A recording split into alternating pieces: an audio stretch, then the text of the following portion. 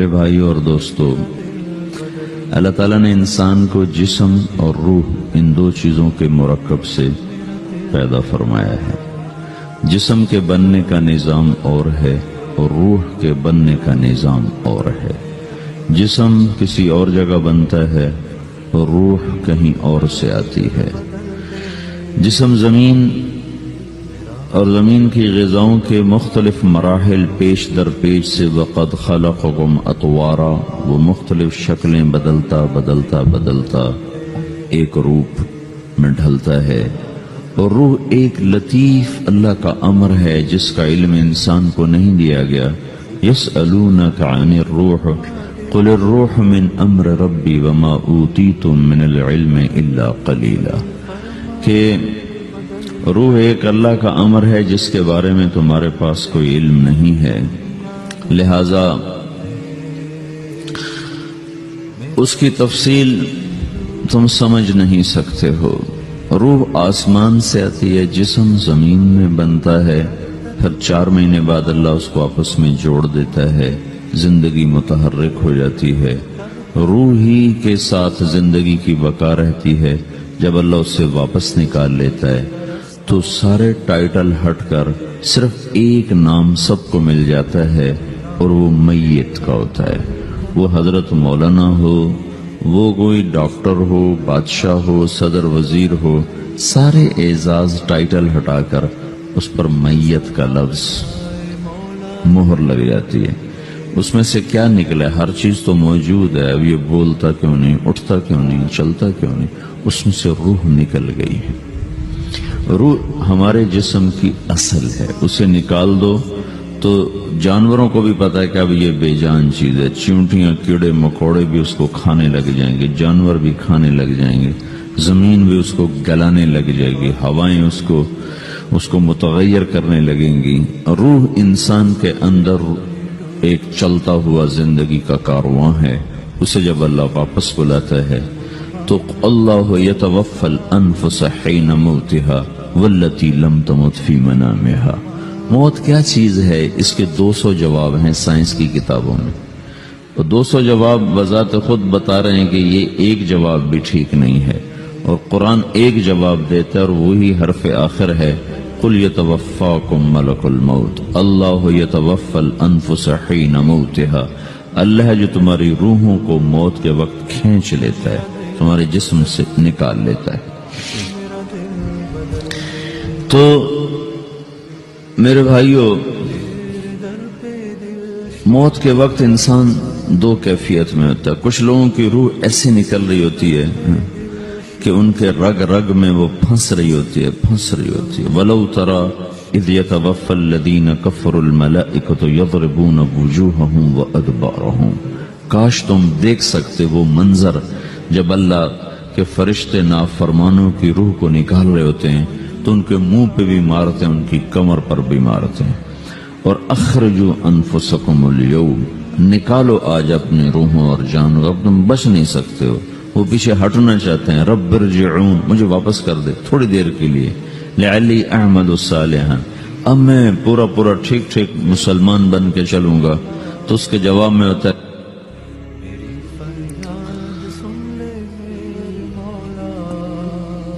اور حدیث پاک میں آتا ہے کہ ملک الموت اترتا ہے، اس کے ساتھ 4 فرشتے ہوتے ہیں۔ وہ 4 فرشتے آتے اس کی پٹائی شروع کر دیتے ہیں۔ ابھی پرسوں یہ حدیث میں نے پڑھی ابن ماجہ میں کہ ملک الموت کہتا ہے ایتها النفس الخبیثہ کانت فی الجسد الخبیث، اے خبیث روح جو خبیث جسم میں تھی، اخرج، باہر آؤ۔ اب وہ واپس تو ہو نہیں سکتا، اپنے آپ کو روک تو سکتا نہیں، تو وہ حیران، پریشان، خوف زدہ، تو اس کے جواب میں اس کو ملک الموت کہتا ابشری بحمیم وغساق وآخر من شکلہ ازواج، تیار ہو جا خوفناک عذاب کے لیے اور کھولتے پانیوں کے لیے، کانٹے دار جھاڑیوں کے لیے، اور بے شمار عذاب کی شکلوں کے لیے۔ تو اس کی روح کو جب کھینچتے ہیں تو رگ رگ سے وہ کٹ کٹ کے نکلتی ہے، تو سارا وجود زیر و زبر ہوتا ہے، سکرات کا درد ساری دنیا کے دردوں پر حاوی ہے۔ جب اس کی روح نکلتی ہے اور اس کو لے کر آسمان پر چلتے ہیں تو دروازے پر پہنچتے ہیں تو اندر سے فرشتے پوچھتے ہیں کون ہے؟ کہتے ہیں فلاں فلاں کا بیٹا ہے۔ کا نفس خبیثہ فی الجسد الخبیث، یہ تو وہی بدماش ہے جو بدماش جسم میں تھا، یہ وہ بدبخت روح ہے جو بدبخت جسم میں تھی، اس کے لیے آسمان کے دروازے نہیں کھول سکتے، اسے واپس کر دیا جائے۔ تو آسمان کے دروازے لا تفتح لهم ابواب السماء ولا يدخلون الجنة حتى يلج الجمل في سم الخياط، کہ ان کے لیے آسمان کے دروازے نہیں کھلیں گے اور ان کے لیے جنت کے دروازے نہیں کھلیں گے، پھر یہ وہاں سے نیچے گرائے جاتے ہیں جو اللہ کا قید خانہ ہے سجین۔ وما ادراک ما سجین کتاب مرقوم، وہ تمہیں خبر نہیں کہ وہ کیا خوفناک قید خانہ ہے جو اللہ تعالیٰ نے بنایا ہے، اسے وہاں دھکیل دیا جاتا ہے۔ پھر قیامت تک اس کے لیے انتظار کی گھڑیاں ہیں اور عذاب کی شدت ہے۔ اور جب کوئی نیک آدمی اللہ تعالیٰ کے دربار میں جانے کا اس کا وقت آتا ہے تو اللہ تبارک و تعالیٰ فرماتے ہیں ان الذین قالوا ربنا اللہ ثم استقاموا تتنزل علیہم الملائکۃ الا تخافوا ولا تحزنوا وابشروا بالجنة التي كنتم توعدون نحن اولیاؤکم فی الحیاة الدنیا وفی الآخرة ولکم فیہا ما تشتہی انفسکم ولکم فیہا ما تدعون نزل من غفور الرحیم۔ جب کوئی نیک مرد عورت کے جانے کا وقت آتا ہے تو اس کے لیے بھی فرشتے آتے ہیں اور آ کر اس کو خوشخبری دیتے ہیں اور آ کر اس کو تسلی دیتے ہیں کہ آپ غم نہ کریں، پیچھے والے بھی آپ کو مل جائیں گے، آپ خوف نہ کریں، آگے ساری منزلیں آپ کے لیے آسان ہیں، آپ کے لیے جنت بھی تیار ہے، رب بھی مہربان ہے۔ اور حدیث پاک میں آتا ہے کہ ملک الموت اور 4 فرشتے آتے ہیں، وہ 4 فرشتے اس کو سہلاتے ہیں، دباتے ہیں کہ موت کا درد اسے محسوس نہ ہو، اور ملک الموت فرماتے ہیں ایتھا النفس الحمیدہ کانت فی الجسد الحمید اخرجی، اے نیک روح جو نیک جسم میں تھی باہر آؤ، کیا کرو؟ وَأَبْشِرِي بِرَوْحٍ وَرَيْحَانٍ وَرَبٍّ رَاضٍ عَنْكِ غَيْرِ غَضْبَانٍ، آپ کو بشارت ہو آپ کے لیے جنت تیار ہو چکی ہے اور وہاں کی ساری نعمتیں آپ کے لیے میسر ہو چکی ہیں اور اللہ آپ پہ راضی ہو چکا ہے اور اللہ آپ پہ خوش ہو چکا ہے۔ اس پر اس کی روح کو نکالا جاتا ہے، پھر سارے فرشتے اس کو استقبال کے ساتھ جب آسمان پر لے جاتے ہیں تو اندر سے پوچھتے ہیں کون ہے؟ کہ فلاں فلاں کا بیٹا، فلاں فلاں کی بیٹی۔ کہتے ہیں نفس حمیدہ فی جسد حمید، یہ تو نیک روح تھی جو نیک جسم میں تھی، مرحبا بہی، اس کو ہم سب استقبال کس کا کرتے ہیں، اور ایک دم آسمان کے دروازے کھلتے ہیں، پھر وہ پہلا دوسرا تیسرا چوتھا سارے آسمان پار کرتا ہوا اللہ پاک کے عرش کے نیچے کے جا کر، مرد ہے یا عورت، وہاں جا کر سجدے میں سر رکھتا ہے اور اللہ تعالیٰ فرماتے ہیں ہاں اس نے ہمیں خوش کیا، ہم اسے خوش کریں گے، اور اس کو عافیت کے ساتھ وہاں آسمان میں، پہلے آسمان سے لے کر اللہ کے عرش تک یہ سب ویٹنگ روم بنے ہوئے جہاں اللہ اپنے اپنے درجات کے مطابق جنت والوں کو ٹھہراتا ہے، اور وہ انتظار گاہ ہے اور وقت ختم ہو جاتا ہے، لہذا انتظار کی جو تکلیف ہے وہ بھی ختم ہو جاتی ہے۔ وقت ختم تو انتظار کا احساس ختم اور ٹائم پہ گزرنے کا احساس ختم۔ تو جیسے اصحاب کہف کو اللہ نے غار میں داخل کر کے تو غار کے اندر سے وقت کو نکال کے باہر پھینک دیا، باہر 300 سال گزرے، اندر آدھا ہی دن گزرا تھا۔ وہ جب اٹھے تو وہ 25 برس کا نوجوان 325 سال کا ہو کے نہیں اٹھا، وہ 25 سال کی عمر میں اٹھا ہے، نہ ناخن بڑا ہے، نہ مونچھیں بڑی ہیں، نہ ان کی داڑیاں لمبی ہوئی ہیں، چونکہ تو زندہ تھے، مر نہیں گئے تھے، تو زندہ کے تو بال بھی بڑھتے ہیں، ناخن بھی بڑھتے ہیں، لیکن وہ اس طرح اٹھے کہ 300 برس گزر گئے اور 25 برس کا نوجوان 25 سال کی عمر میں اٹھا ہے، 20 برس کا 20 برس کی عمر میں اٹھا ہے، اور وہ کہنے لگے کم لبثنا، بھائی کتنا ٹھہرے ہیں؟ کہ یومن او بعد یومن، لگتا ہے کوئی دن آدھا دن ٹھہرے ہیں۔ وہ صحیح کہہ رہے تھے، باہر اللہ تعالیٰ نے وقت کی گھڑی کو چلائے رکھا اور اندر غار میں اس کو سوئچ آف کر دیا، نکال دیا، یہاں وقت کو داخل نہیں ہونے دیا، تو وقت کے گزرنے سے جو بھی اثرات مرتب ہوتے ہیں وہ ان پر مرتب نہیں ہوئے، تو وہ آدھے ہی دن کے بعد اٹھے ہیں، باہر 300 سال، اندر آدھا دن.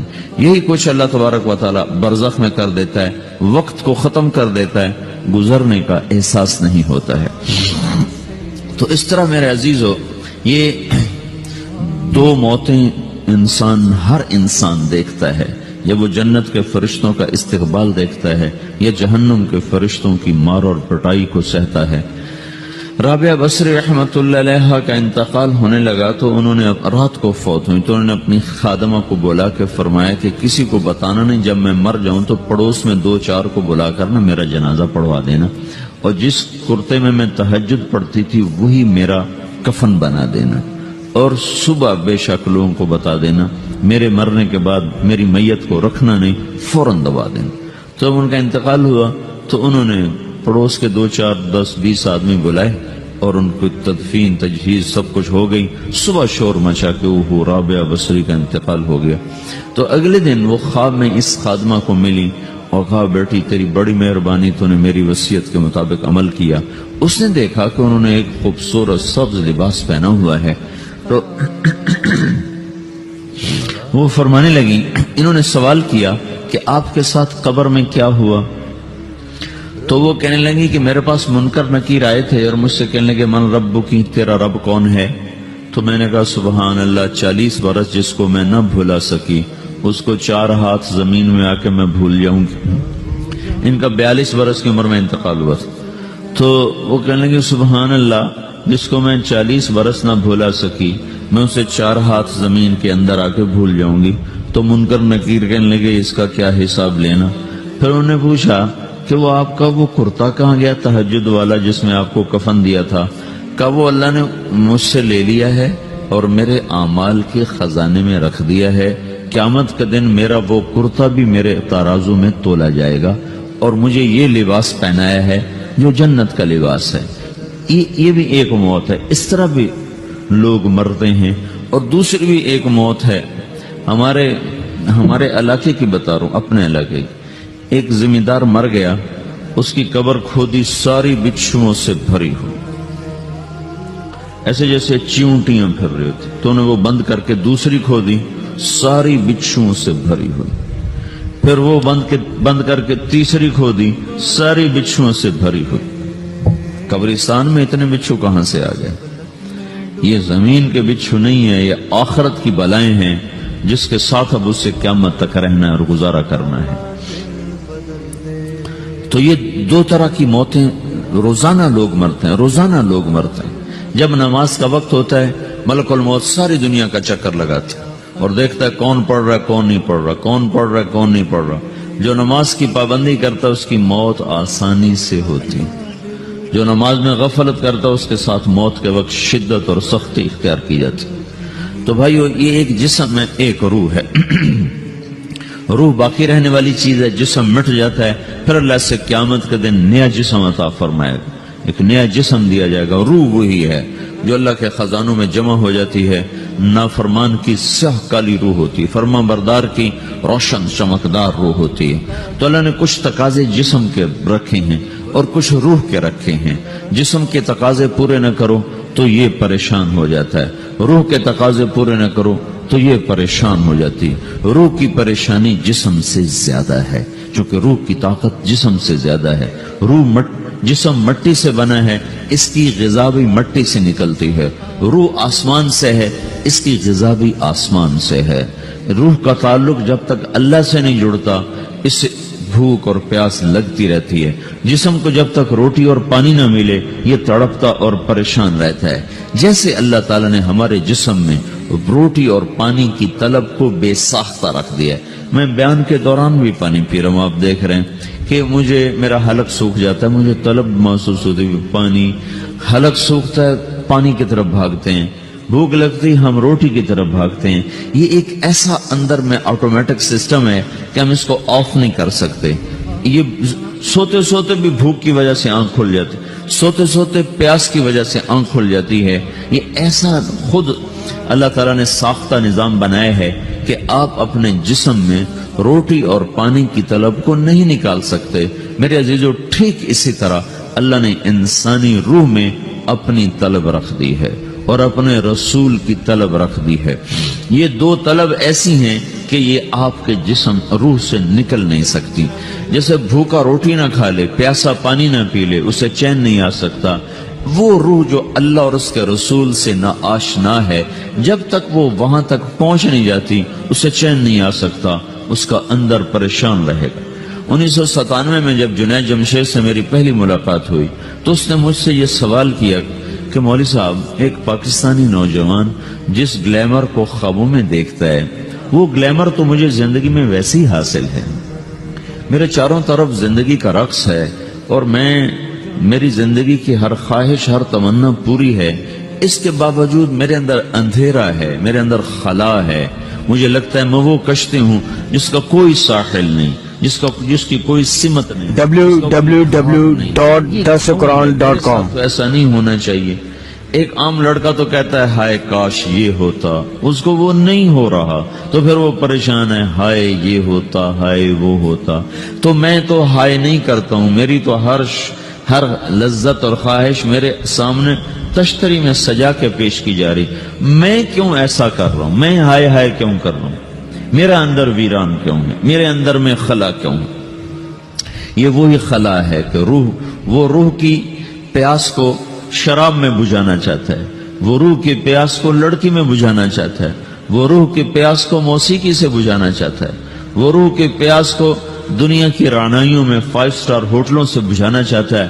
روح کیا جانے روٹی کیا ہے، شراب کیا ہے، پانی کیا ہے، عورت کیا ہے، موسیقی کیا ہے، گھنگرو کیا ہے، پائل کیا ہے، چھنکار کیا ہے، روح کو ان چیزوں کی کیا خبر؟ امریکہ میں ہماری ایک جماعت تھی تو 4 لڑکے 2 لڑکیاں، 4 لڑکیاں 2 لڑکے مسلمان ہیں۔ تو ایک لڑکے کا نام رکھا تھا ابراہیم، اور اس کو جب پڑھایا نا کلمہ، انہوں نے کہا ہائے، انہوں نے کہا ہائے، وہ دونوں ہاتھ یہاں رکھے سینے پر، دل پر، کہا ہائے۔ تو ہمارے ساتھی ہیں ڈاکٹر اختر، وہ کہنے لگے کیا ہوا کیا ہوا؟ کہنے لگا جب سے ہوش سنبھالا یہ جگہ خالی تھی، یہ تیرے کلمہ پڑھانے پر بھر گئی ہے کہ میری خوشی سے ہائے نکل گئی۔